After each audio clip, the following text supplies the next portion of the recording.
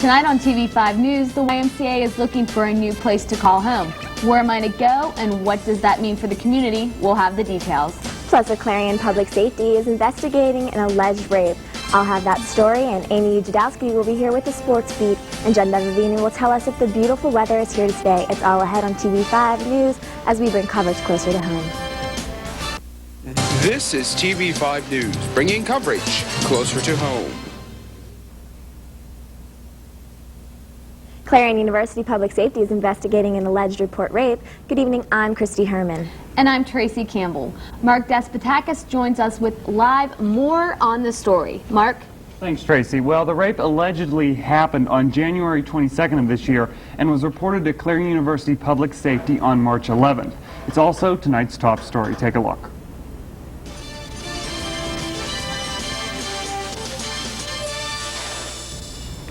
Public Safety received a report from a student on March 11th of an alleged rape on January 22nd in Campbell Hall. The alleged rape in this case was what is known as acquaintance rape. That means that the victim knew her alleged assaulter. The campus doesn't have a lot of rape cases, but what are they doing in response to this alleged accident? The safety precautions that are already in effect at the universities, such as education, are still in force. There's not any new safety precautions planned because this allegedly occurred in the residence hall. And a dorm room here at Campbell Hall is where the alleged rape occurred. But what can you do to keep yourself safe? One of them is that when you say no, you need to mean no and say it clearly and strongly. Another is to be aware of your surroundings. If you're in a situation that feels uncomfortable, then it is uncomfortable. And some other ways to help prevent yourself from being raped are always be with someone, stay with your group, and watch your drink. But if you are raped, there are some things that you can do. First, you need to realize that it's not your fault. Irregardless of what behaviors you were engaging in, no one asks to be raped, no one deserves to be raped. Some things that you need to do are to first get some medical attention. Whether or not you decide to report this incident, it's important to have medical attention to find out if there's maybe injuries. But before you report anything, you must remember the following. After a sexual assault, the victim's body is the crime scene. So, you shouldn't bathe, you shouldn't douche. If there was any type of oral contact in the assault, you shouldn't eat, drink, smoke, brush your teeth, that type of thing. Talking about the rape is also a key point to adhere to after a rape. Passages is a place that you can go. We have a 24-hour hotline. We have people on call all the time that can talk to you about what happened, maybe answer some of your questions, medical questions, some of your questions about reporting, that type of thing. But listen to you and validate your feelings and let you know that it wasn't your fault and that there is help out there. So there is help out there, and as Lewin Williams said, Passages is a good place to call. The number for Passages is 1-800-793-3620. That's on your screen right now. Tracy and Christy?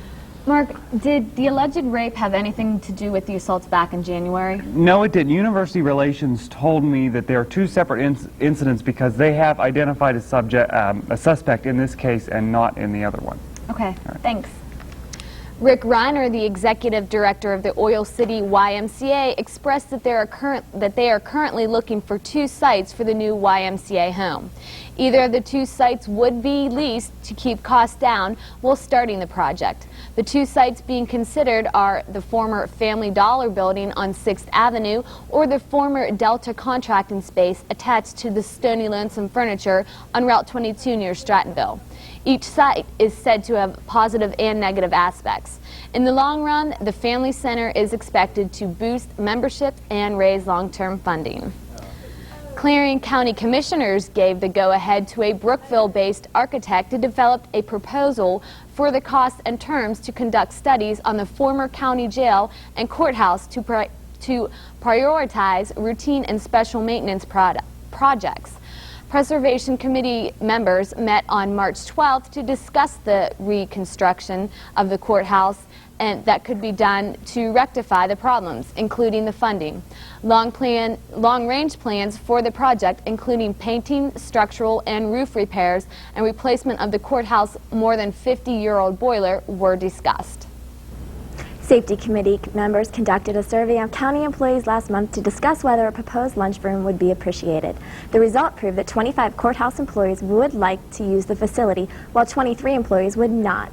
Robert Lieberman says that the only reason that he is in favor of the lunchroom is that he is not in favor of people eating at their desks.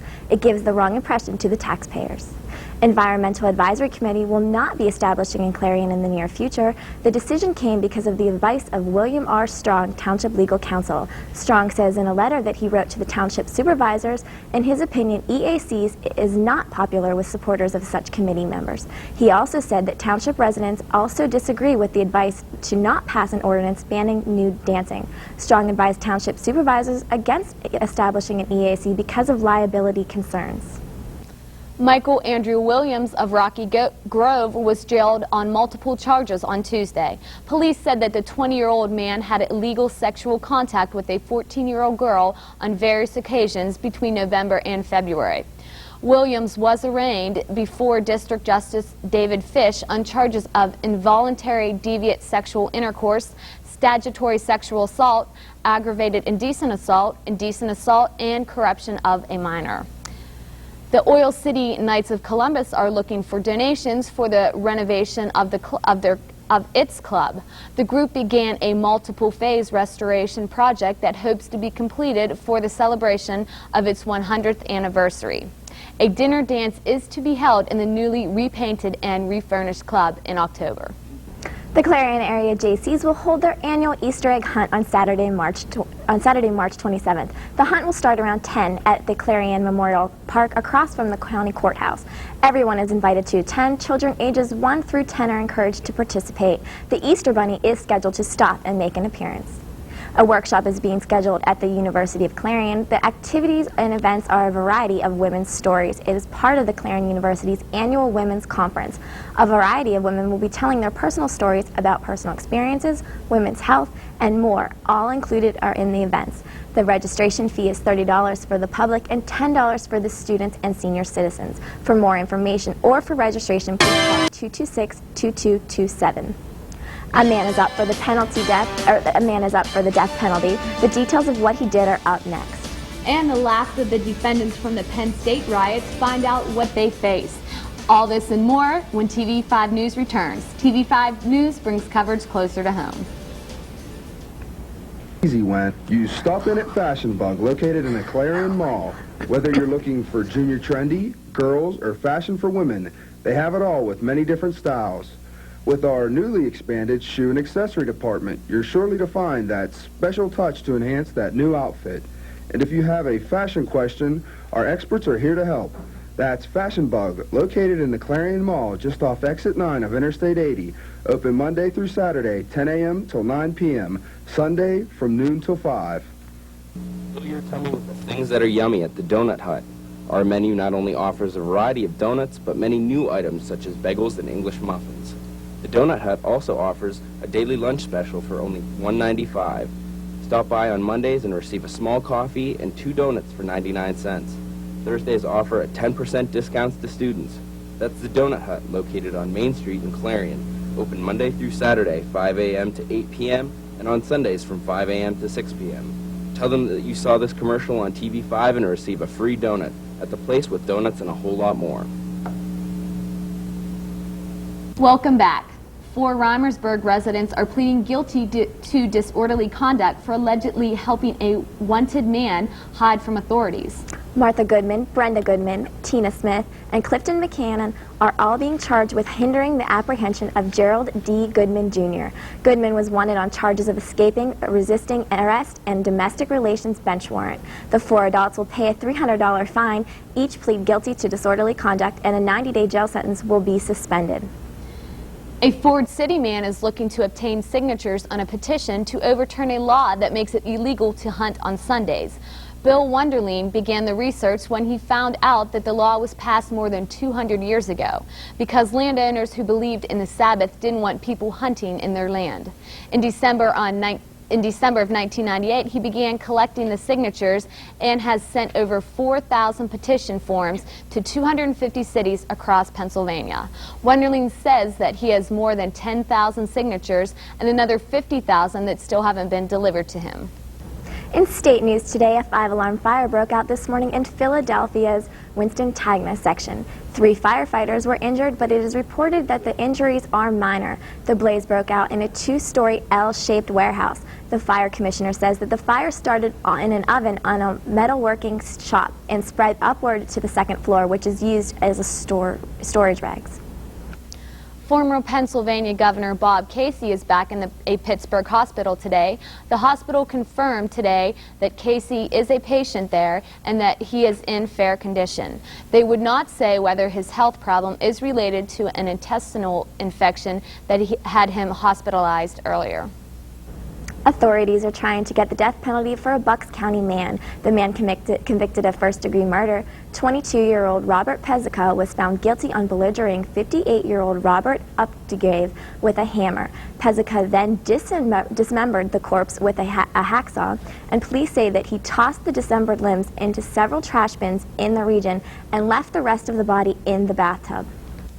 The final 3 defendants from the riot in downtown State College last July were sentenced. A Center County judge found 22-year-old Gregory Selmayer guilty of burglary, criminal trespass, and disorderly conduct. Selmayer is sentenced to 23.5 months in the Center County Prison. 34-year-old Drew Parcell and 24-year-old Bradley Dumville both pleaded guilty to their charges. Each was fined $100 and ordered to do 100 hours of community service. The riot broke out last summer when State College was hosting a weekend arts festival.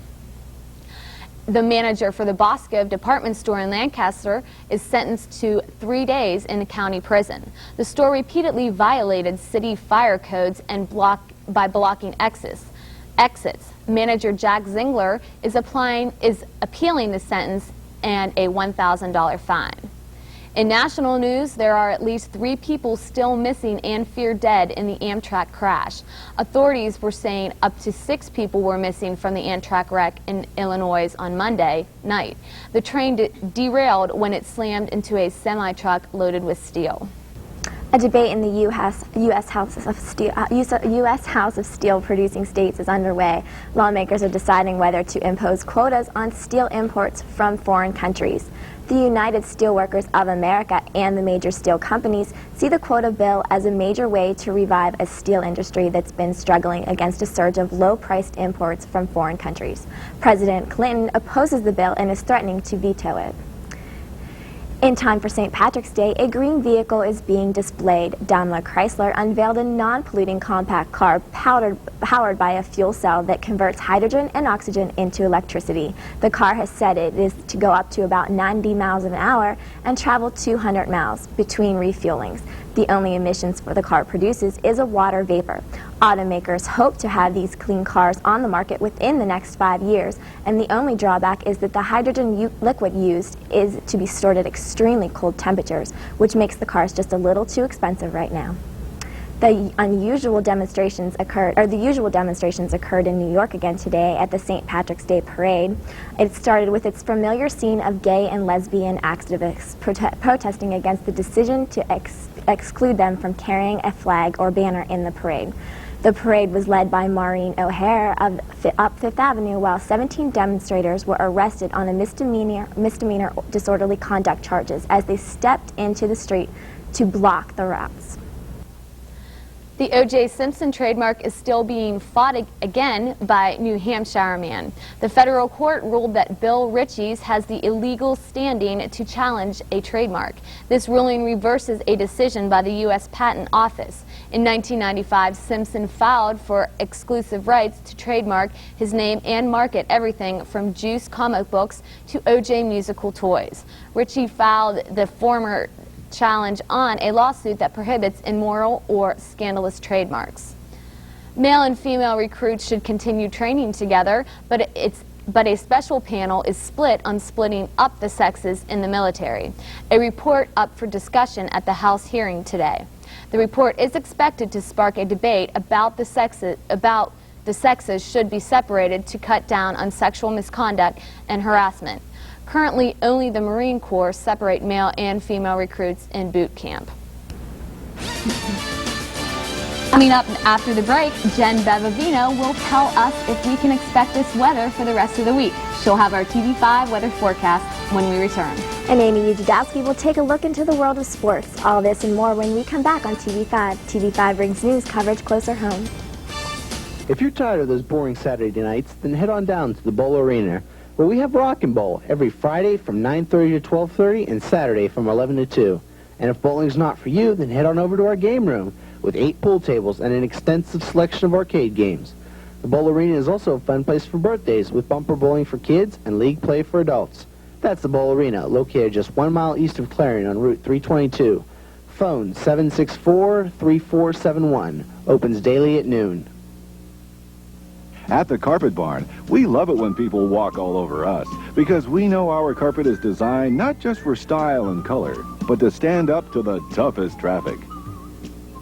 It's soft enough for the baby to crawl on, yet stain-resistant enough for the pets to run on. And its beauty will last for years. So for the walk of your life, come to the Carpet Barn. We have your best interests underfoot. Welcome back. In World News Today, the group that runs the Olympics kicked out 6 members today for taking bribes. The members took gifts from the Salt Lake City officials in their winning bid for the 2002 Winter Games. The committee voted on each of the expulsions of a secret ballot during a meeting in Switzerland. It is believed to be the first International Olympic Committee member to be kicked out for corruption in the panel's 105 years. Corporate sponsors and lawmakers presume that IOC to make charges to restore the luster of the 5 rings. 2 pilots are soaring the blue skies. The pilots are members of the Swiss-English balloon team and are completing a 6-day journey over the Pacific Ocean. They took off on March 1st, hoping to become the first balloonists to circle the globe non-stop. They aim to make it to North Africa by Saturday and then are trying to make it to the pyramids of Egypt. They have already broken the record for the longest distance flown. With the drought warning lifted off of Pennsylvania and all of the snow we have received, does New Bethlehem have flooding to worry about? Mark Despotakis has more on the story. Mark? Pennsylvania counties has come to an end, but people in New Bethlehem are hoping that a flooding situation won't occur. No, I don't think it's going to flood as serious as it was in '96, in July of '96. Although we had a flood in January of '96, 6 months prior to the big one, that was due to some ice and snow. But I don't think the potential is here for, Another flood. damaging floods. Okay.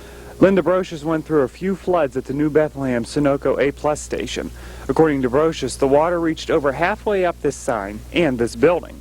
But how does she feel about the arrival of spring? I don't like the heat, but I don't like the flood and the mud either.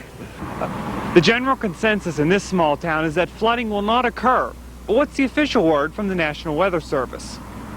You know, my gut feeling is unless we get a tremendous amount of rain, in addition to what snow you already have there, you're probably not going to have problems because... Hopefully there will not be any problems. But what is it going to take to keep these problems from happening? I think tomorrow we'll probably get up into the upper 50s up there, if not around 60 degrees, which will tend to have a gradual snow melt. Plus the air is very dry and it's fairly windy. With that you have a lot of evaporation going on too, so that's kind of the best circumstance you want to get rid of snow. So if you get rid of the snow before you get substantial rain, you're going to probably be okay. A hydrologist of the National Weather Service also confirmed that we will probably not have any problems with flooding. If it did happen, what would it take? I would think you're going to need probably 1.5 inches or 2 of a combination of rain and snow melt. What are the odds of that happening? Not real good. In New Bethlehem, Mark Despotakis, TV5 News. Thanks, Mark. Well, if you looked outside today, all you saw were blue skies. Jen Bevavino is in the TV5 Weather Center, and she has a complete look at your local forecast. Taking a brief look at Clarion's current and extended weather conditions, today was a fantastic day in Clarion County. The sun came out, as did most Clarion students, sporting their t-shirts and sunglasses. Day temperatures rose high into the upper 50s. Hopefully, we'll be staying along this range throughout the week. We may see a bit of a decline, but mostly staying in the 50s. Very nice weather conditions. Taking a look at our satellite image at the moment, you'll notice we are precipitation free and hopefully we'll be staying this way. We may see some some rain showers later tonight, but hopefully throughout the week we'll be seeing no signs of precipitation. Taking a look at today's highs, you'll notice today we are high in the upper 50s, and hopefully we'll be staying this way, and temperatures will be moving along quite nicely, staying high, keeping those t-shirts out. I mean, it's all good. All right, here we are with our 4-day planner. Taking a look at our 4-day planner for Thursday, we'll see partly sunny skies with a high of 56, a low of 27. For Friday, sunny once again with a high of 50, a low of 27. For Saturday, sunny with a high of 53 and a low of 33. And for Sunday, sunny once again with a high of 52 and a low of 28. And that's Clarion's current extended weather conditions. Back to you, Christy and Tracy. After the break, Joyce Drain will give us the latest talk in Tinseltown with tonight's entertainment beat. And Amy Jadowski has your sports report. TV5 brings coverage closer to home.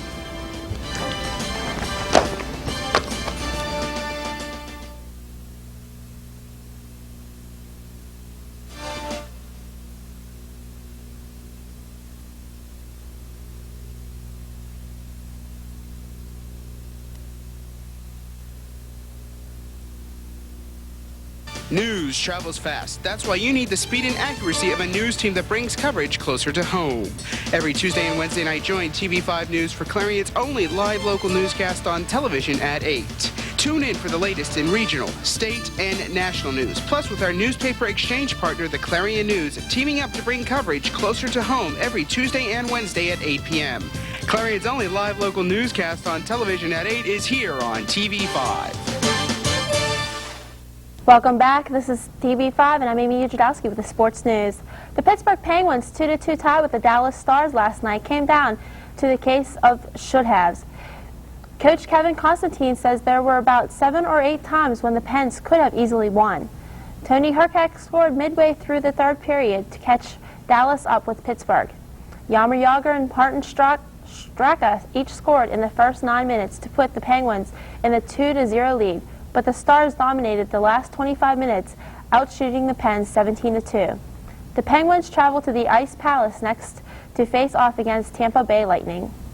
Also in Penguin news, defenseman Darius Kasparaitis is having reconstructive surgery on his right knee.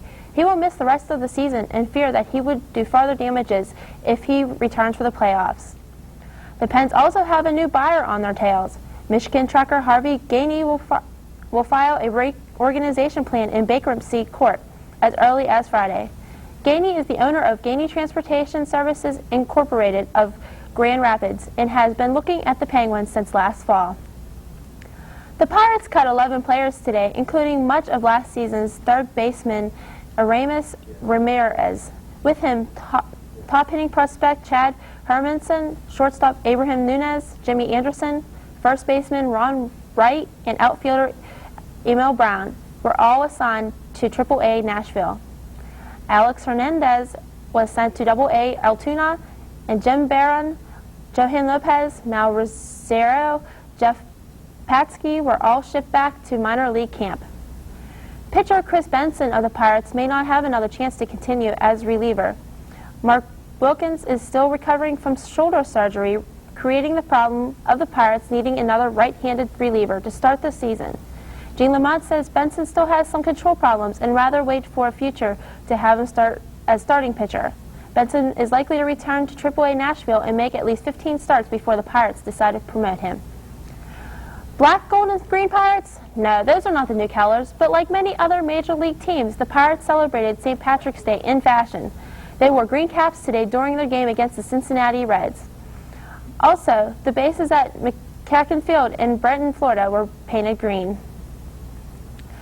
In sports across the nation, in the NCAA, tonight,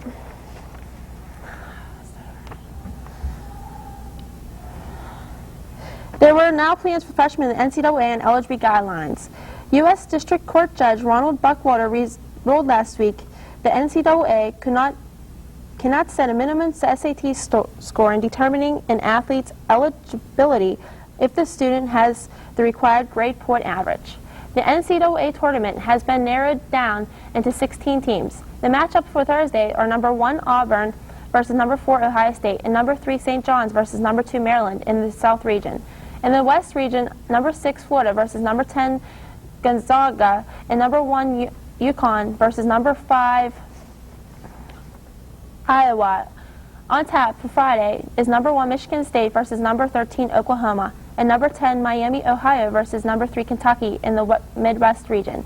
And finally, in the East region, the heavily favored Duke Blue Devils take on number 12 Southwest Missouri State and number 6 Temple versus number 10 Purdue.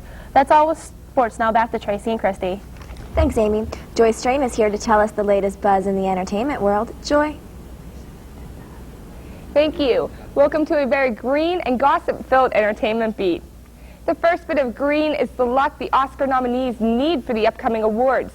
But according to Reuters in Los Angeles, most Americans think Saving Private Ryan is going to have the most luck.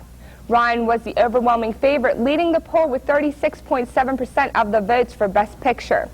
And surprisingly enough, Shakespeare in Love only brought in 10.2% of the votes. Critics also feel that Ryan is the front runner for the Oscar and that Tom Hanks will probably take home an award of his own. The next bit of green is the shamrock. This 3-leaf clover is going to represent 3 rebels that are now classified as legends.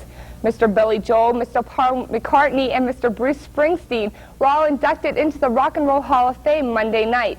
The Boss, the Beatle, and the Piano Man shocked everyone when they strolled into the reception in formal wear and ate from fine china all night.